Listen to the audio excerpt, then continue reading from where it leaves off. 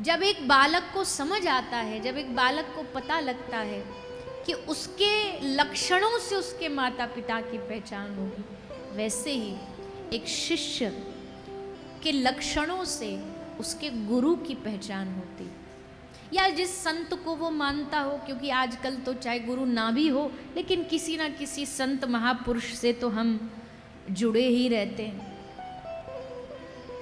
तो इसलिए बहुत आवश्यक है कि जब हम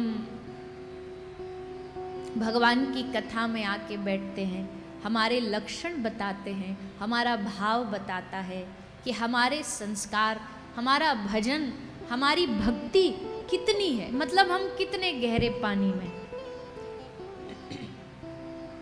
तो आप सब लोग, हम सब के लिए ये भगवान का दिया हुआ परम आशीर्वाद है। भगवान ठाकुर जी चाहे कितनी भी परीक्षा लें, पर जो लोग डटे हैं सो डटे हैं।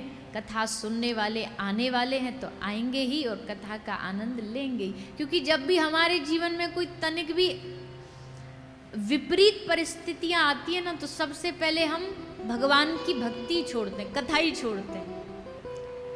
घर से निकलने को तैयार हुए, छींक आ गई, आज नहीं जा रहे कथा में। क्यों? बोले अपशगुन हो गया। ने कोई लक्षण ऐसा दिख गया, अपशगुन हो गया, अब नहीं कथा सुनने जा रहे। भक्ति भी करने की बारी आती है तो हम कई बार कहते हैं कि जीवन में जब छोड़ने का चांस मिलता है तो सबसे पहले हम अच्छाइयाँ छोड़ते हैं, सबसे पहले हम भक्ति छोड़ते हैं, सबसे पहले हम कथा छोड़ते हैं। घर में किसी की मृत्यु हो गई, सूतक हो गया, तो 12 दिन के लिए भजन छोड़ दिया, पूजन छोड़ दिया। कुंभन दास जी भगवान के एक भक्त हुए। भैया ई को कम करना, ओ भैया सुन लो, ई को। श्री कुंभन दास जी महाराज भगवान के एक परम भक्त हुए। आप श्री गिरिराज जी की तलहटी में श्रीनाथ जी को पद गायन गा कर के रिझाते थे, खूब पद गाते थे। तो एक दिन कुंभन दास जी पद गा रहे थे। कुंभन दास जी को 7 बालक थे, 7 पुत्र थे, 7 थे, पर वो मानते नहीं थे 7 थे। किसी व्यक्ति ने उनसे पूछा, महाराज जी आपको कितनी संतान है, कितने बालक हैं? तो कुंभन दास जी बोले हमको 1.5 बालक हैं। कितने बालक हैं? बोले हमको 1.5 बालक है। किसी ने कहा ये कौन सा उत्तर हुआ, 1.5 भी कोई बालक होता है? तो कुंभन दास जी बोले 1.5 इसलिए हैं क्योंकि हमारे 7 बालकों में एक बालक है, चतुर्भुज दास जिनका नाम था, वो पूरा भगवान को समर्पित है, इसलिए वो हमारा पक्का बालक है, हमारा बच्चा है, हमारी संतान है। दूसरा हमारा 7 में से एक बालक है जो अभी 50-50 है, मतलब थोड़ा भजन करता है, थोड़ा नहीं भी करता है। तो इसलिए नहीं भी करता है, इसलिए हमारा वो, हम उसको समझते कि अभी हमारा आधा बालक है, आधा बच्चा, इसलिए एक पूरा एक आधा। तो 7 बच्चे नहीं, हमारे 1.5 बच्चे। तो ऐसा कुंभन दास जी बोला करते थे। तो एक बार उनके एक पुत्र की मृत्यु हो गई, और जैसे उनके पुत्र की मृत्यु हुई, कुंभन दास जी पद गा रहे थे, और उसी समय श्री कुंभन दास जी के पास एक व्यक्ति भागा भागा आया, अरे महाराज गोसाई जी अनर्थ हो गया, आपका बालक मर गया। जैसे कुंभन दास जी ने सुना, अब भैया भगवान के भक्त से हम क्या आशा रखते हैं कि वो मोह माया से परे होगा। पुत्र मरा, क्या ये आपको दुख है? बोले नहीं नहीं नहीं, हमको पुत्र तो देखो, संतान चाहे संसार में कोई आए, आना तो आकर के जाएगा। तो फिर बोले आप मूर्छित काहे को हो गए? बोले हमें पता है, विधान कहता है कि घर में जब किसी की मृत्यु हो जाती है तो मरण के उपरांत उस व्यक्ति के घर में 12 दिन तक सूतक लग जाता है। भजन नहीं, पूजन नहीं, कथा नहीं, कोई भी भक्ति का विषय नहीं होता। 12 दिन क्या, एक दिन भी अगर मैं अपने श्रीनाथ जी से दूर रहा उस विरह को सोच करके कि 12 दिन मुझे मंदिर में घुसने नहीं दिया जाएगा, मैं ठाकुर जी की सेवा से वंचित रह जाऊंगा, ये सोच करके मेरी आंखों से झरझर अश्रु बहे और फिर बेहोश हो गया, मूर्छित हो गया। क्या 12 दिन कैसे रहूंगा भगवान के बगैर, उनकी सेवा के बगैर कैसे रहूंगा? यह है भगवान के भक्तों के सोचने का तरीका कि 12 दिन तक भगवान की सेवा के अरे 12 दिन की बात कर रहे हो, भगवान के भक्त से तुम एक दिन उनकी सेवा छीन लो, छटपटा जाएगा। जैसे मछली जल के बगैर नहीं रह सकती, आप मछली को पानी की जगह कितने भी बढ़िया से बढ़िया ऑफर दे दो, मछली को कहो अरे पानी में रह के क्या करेगी, आ तुझको हम घी में रखेंगे, एकदम महंगे वाले घी में तुझे जीवन तेरा देंगे, तो क्या मछली जिएगी? नहीं जिएगी।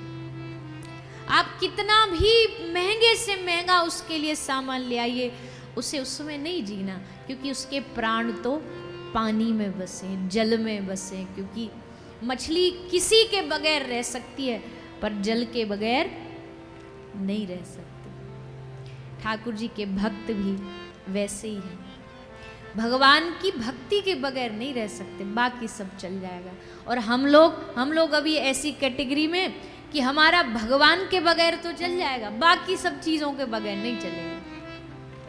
भगवान की भक्ति कोई हमसे कह दे कि तुम्हें नहीं करनी है, तो हमारे लिए तो मजे हैं, वो तो हम इसको इसलिए मजबूरी में करते हैं कि भैया संतों ने कहा है कि दिन में थोड़ा भजन पूजन तो करना चाहिए, माला तो करनी चाहिए, इसलिए थोड़ा बहुत कर लेते हैं।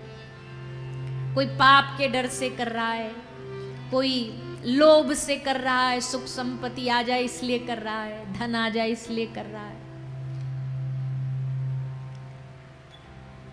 किंतु भगवान के प्रेमी भक्त जनों के लिए कोई स्वार्थ नहीं होता, कोई लोभ नहीं होता। अब भैया आपको अपने परिवार के किसी सदस्य से प्रेम करने के लिए कोई लोभ थोड़ी चाहिए होता है, कोई लोभ नहीं चाहिए होता है, कोई रिमाइंडर भी नहीं चाहिए होता। मान लो आपका बच्चा कहीं दूसरी जगह पढ़ता है, तो उससे फ़ोन करना है, उससे पूछना है कैसे हो, क्या कर रहे हो, तबीयत ठीक है, इसके लिए कोई आपने फ़ोन में कभी रिमाइंडर लगाया कि भाई याद रखना बात करनी है? अपने आप स्वतः ही आपको उनका स्मरण हो जाता, अपने आप आपको उनकी याद आती है। वैसे ठाकुर जी से संबंध बनेगा तो उनकी याद भी आएगी, उनके पास जाने का मन भी करेगा, उनके धाम वृंदावन जाने का मन करेगा, उनकी कथा में आने का मन करेगा।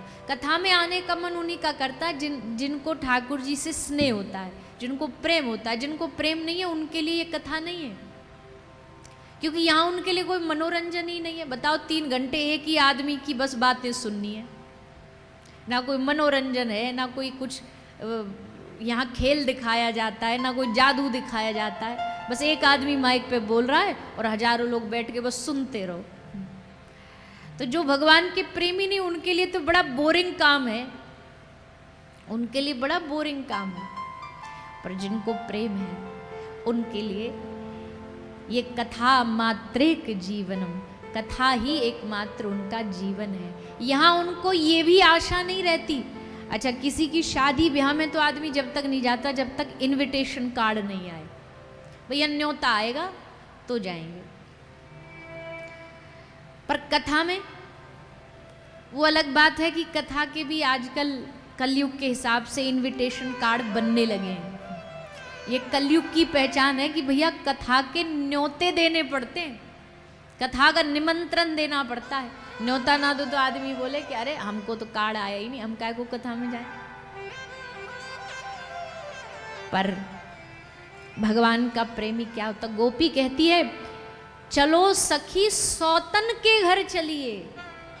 भगवान से मिलने के लिए अगर अपने दुश्मन के घर भी जाना पड़े ना, तो गोपी कहती है चलो सखी सौतन के घर चलिए, चाहे अपमान भले मिल जाए पर गोविंद दर्शन करी है। चलो सखी सौतन के घर चलिए, भले अपमानित करके हमें भगा दे कोई, पर हम गोविंद के दर्शन करने तो कहीं भी जाएं।